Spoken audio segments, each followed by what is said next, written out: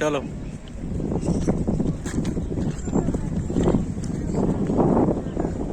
ਇਹ ਵੱਡਾ bus station ਰਜੀਕਾ ਦਾ।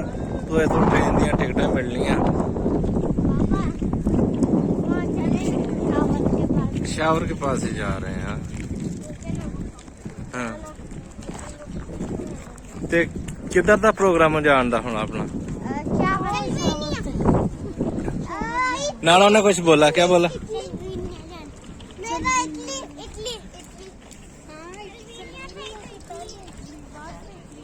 हाथ में लाएंगे।